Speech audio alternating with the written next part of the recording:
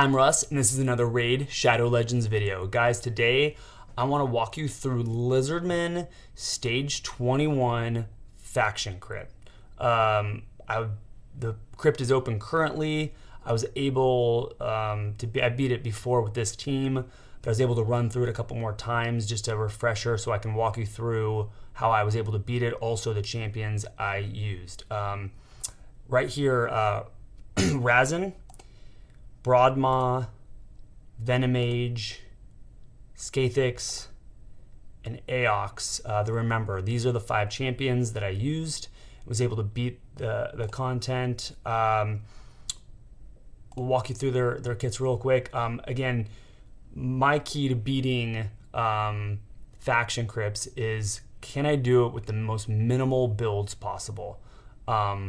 I have other champions I want to put my resources in. Now, if you just have an unlimited amount of resources, maybe it's a clan versus clan, you want to use a bunch of resources, or you're going after a fusion or something like that, or an event, go ahead. I guess you can pour into a champion if you want. But like right now, I don't really have a reason to use Skathix and Aox. I have champions that I believe do the same skills, have the same abilities that are already maxed out, already using other content. So why make them 60s? Why book them? Why do all that stuff? I have other champions I'd rather work on. So, and as for people that want to finish Faction Wars, you want to get Lydia, let's get through the content. Let's 3-star all the way to stage 21 with not using up all your resources. So with that said, I'm going to walk you through who I was able to use to beat this content. With that said, you can pretty much auto it with this team.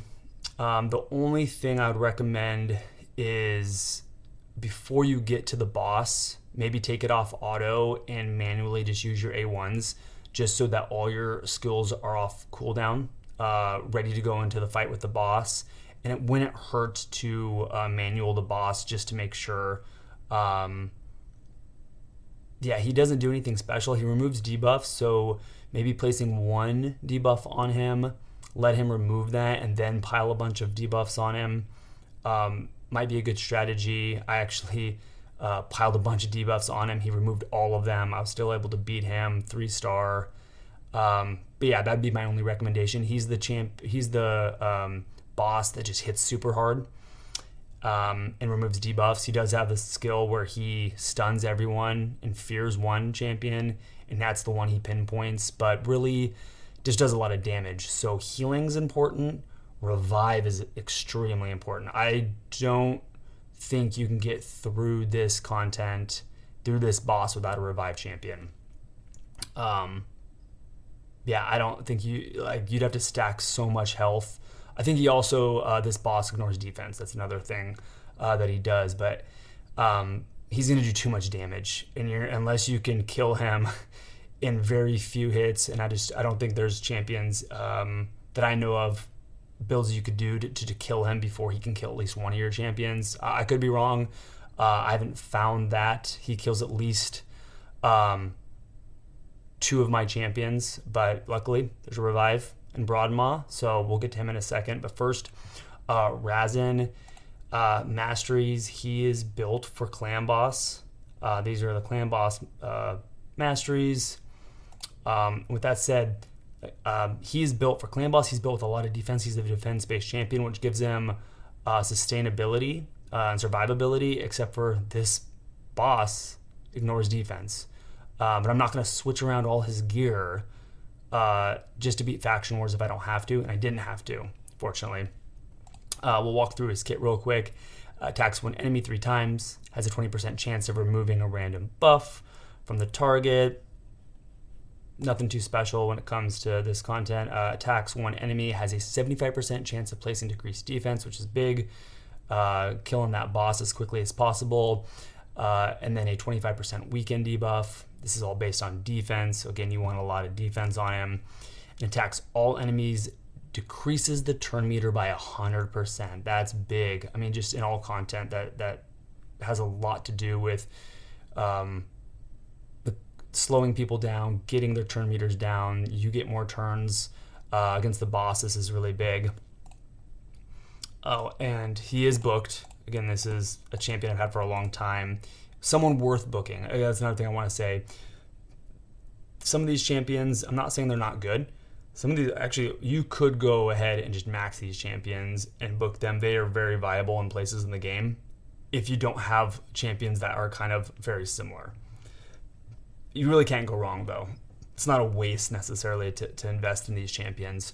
It just depends on who you have. Let's go through total stats real quick.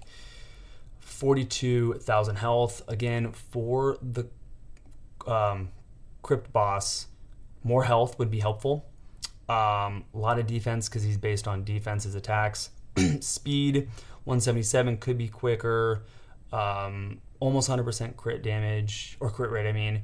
206 crit damage. A lot of accuracy to place those debuffs. Again, the only thing that would be more helpful is health. But because his health's lower, he is one of the champions that the boss comes after. So he's one of the ones it's fine if he dies. Again, defense, crit damage, accuracy, speed, defense, crit damage. Again, he's just built for defense and for crit damage. Perception set, speed set. Nothing too crazy, nothing too special about him. Just a damage dealer. Get out of your new position. Oh man, I apologize. That new position kicked me out of my spot. The next champion, though, as I'm scrolling, is Broadmaw, and really the MVP of this faction, being a champion that has Revive. Masteries, didn't get. I have a bunch of scrolls. I just didn't need them. I didn't need to go through all of them. He's got some accuracy because he does have a freeze. And then, yeah, nothing special really about his masteries. He's got some defense, some heal, some shields. Yeah, definitely could have invested more. He made the content a little easier. This is that freeze, attacks one enemy, has a 35% chance of placing freeze buff for one turn. It makes it more helpful getting through the waves, but not a necessity. Increased crit rate and increased speed places a 30% increased crit rate. So if your champions don't have 100% crit rate, like my Razin was short by 4% buff and 15% increased speed, so making people faster. He also fills the turn meter of all allies by 15. So you have a champion in Razin that's decreasing the turn meter. You have Broadmaw that's increasing the turn meter of your champions, also making them faster, also increasing crit rate. Great ability. And then this is what makes this possible for 3-starring. Revives 2 random dead allies with 25% HP and places a block damage buff on the revived champions for 1 turn. So it doesn't just heal them or revive them, brings them to life, but also causes it to where the damage is less. Increase allies' defense. So not helpful for this when the boss ignores defense. Razin's was an arena. He has a resist in arena. So again, not helpful for this for the faction wars. We'll go over total stats. A lot of health. So he's someone that's not picked on by the boss. Having a lot of health, 52,000. Pretty. Oh, I apologize. So based on attack. So just the one that's based on attack. So that's why his attack's decently high. Defense is pretty high. Survivability. Again, a lot of health. Speed, going really fast. You want him to be reviving when you want to revive. I want to say I revived twice during the boss fight. So having him fast enough is really important. Accuracy to place that freeze. And that's it. No real damage dealing. Nothing, again, too special about his build. He's got HP, accuracy. Again, I just want him to be alive so we can revive champions. Speed, defense, that could easily be an HP, chest, Yeah, for this content, HP would make more sense, but it's fine. That was maybe just the one I had. Again, another defense. Again, he's got a lot of survivability for other content, but I would suggest having him in an HP-based gauntlet and chest. With that, if you had him in HP base, you wouldn't need him to be a 60. I think you could get through it. You can get his health up there. So that's a champion that you didn't have to get to a 60. I would say even Venom Mage as well.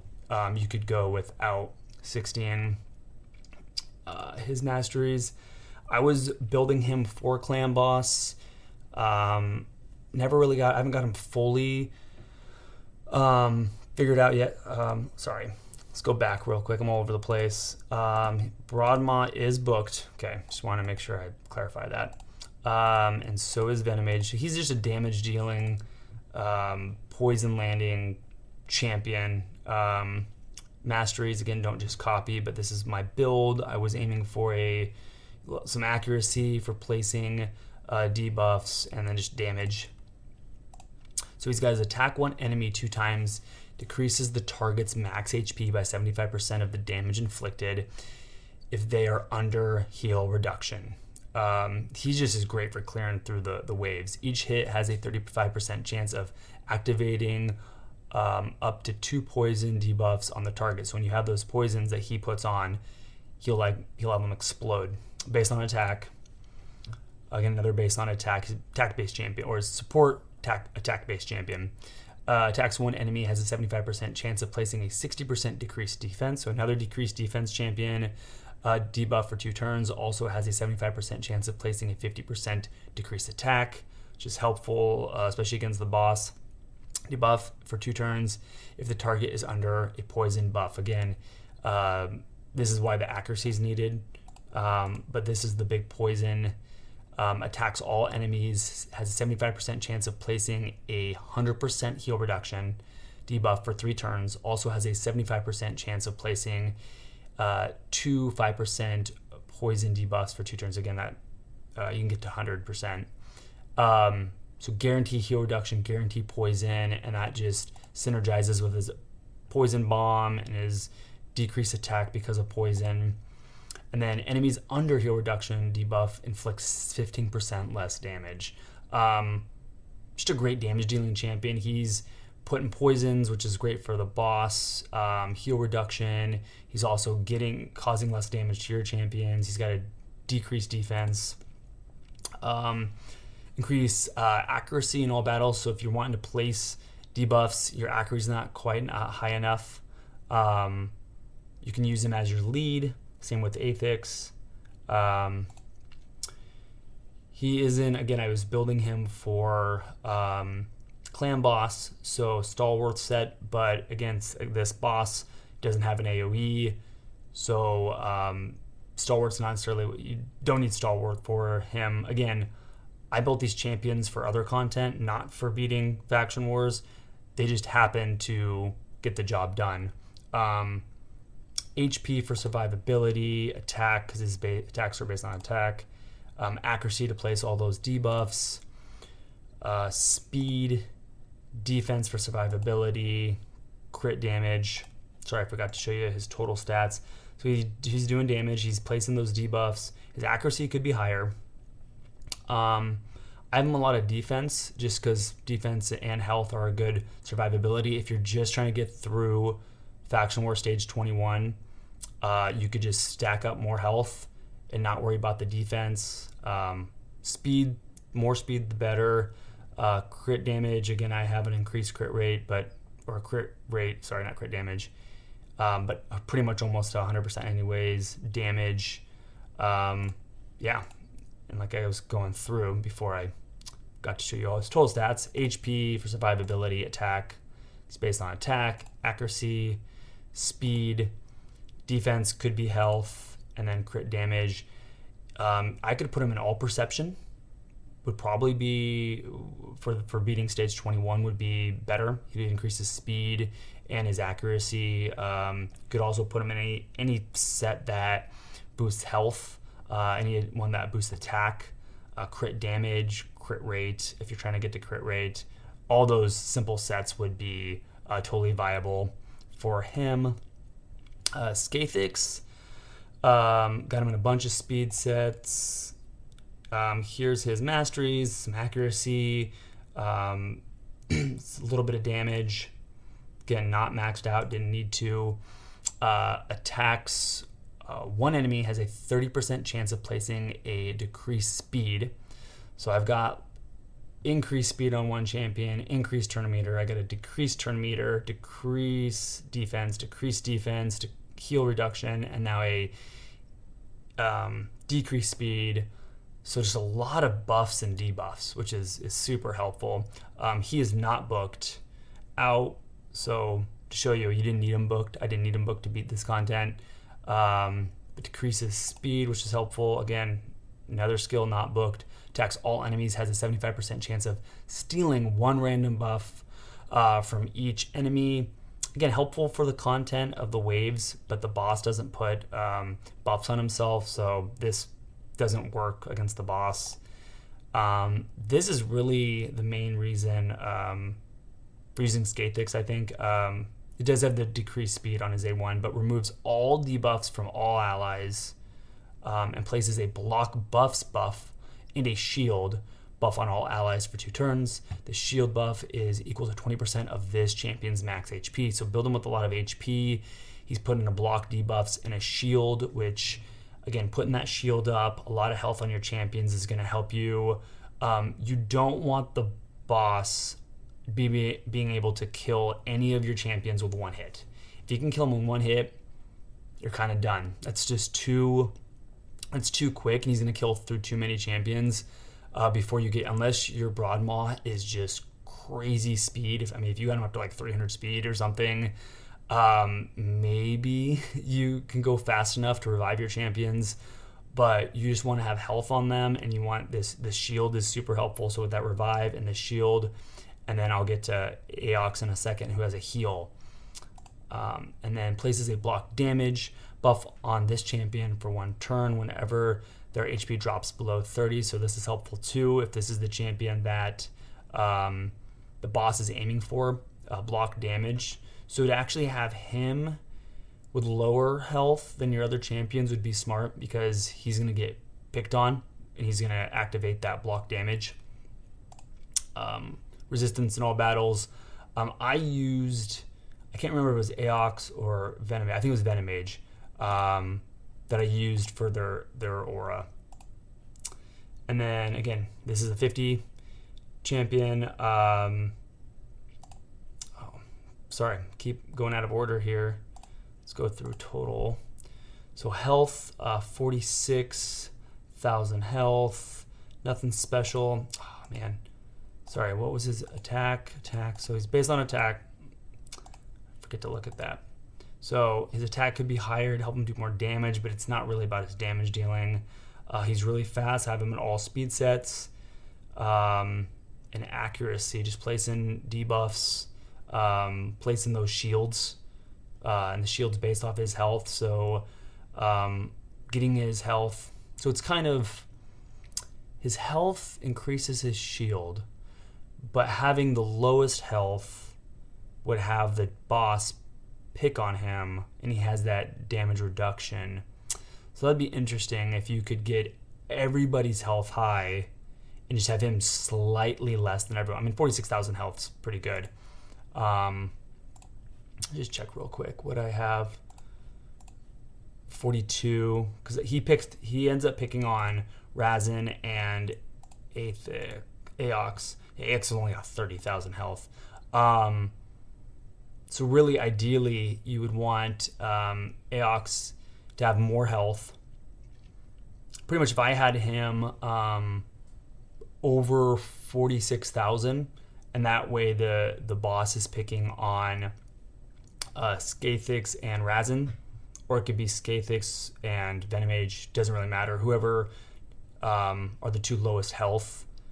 He's a healer, so you kind of want him to stay alive, but I didn't. He died. He was the first one the boss picked on, and then it was Razin. Still able to beat this content, no problem. Show you really quick. HP for survivability, HP for survivability, speed, HP, and attack because his attacks are based on attack. It's not really about his damage dealing. It's just helpful to do a little bit more damage. Again, having high health for that shield.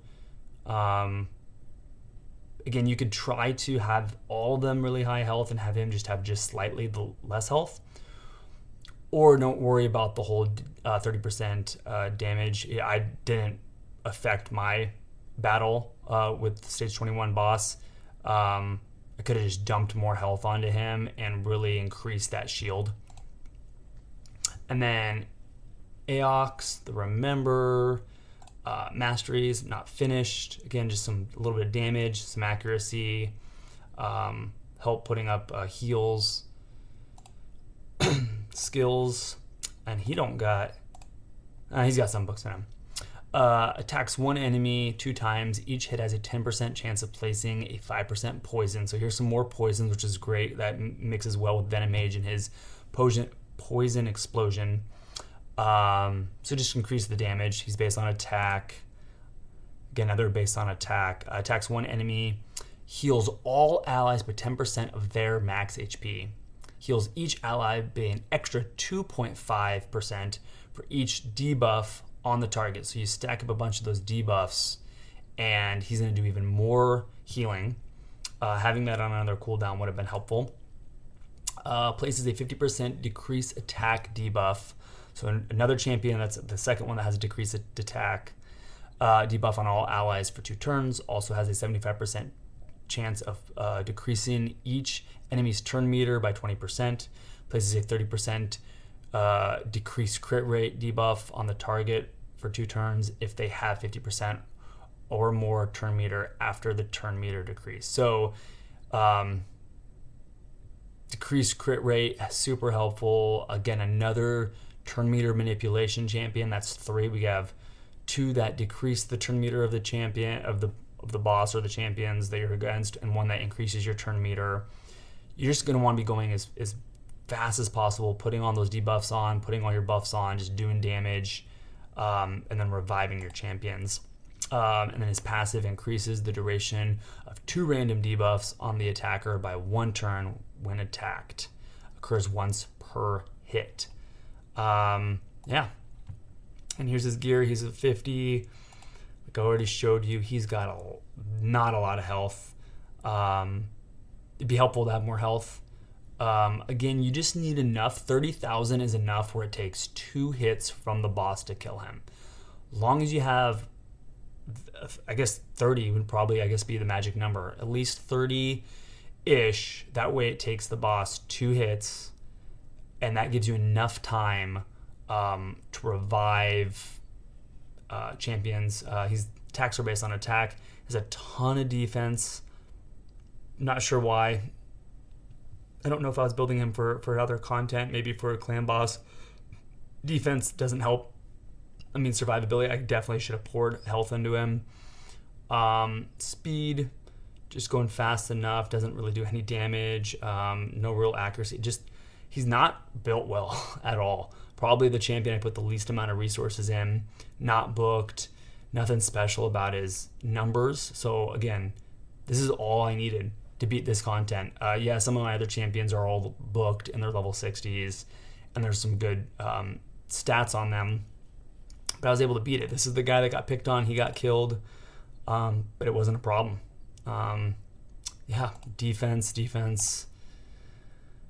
Defense. Wow. Yeah, I just have some garbage gear on him for some reason. And like I mentioned, the boss picks on him first because he has the lowest amount of health, kills him, and then goes after Razin because Razin is all built up on defense as well.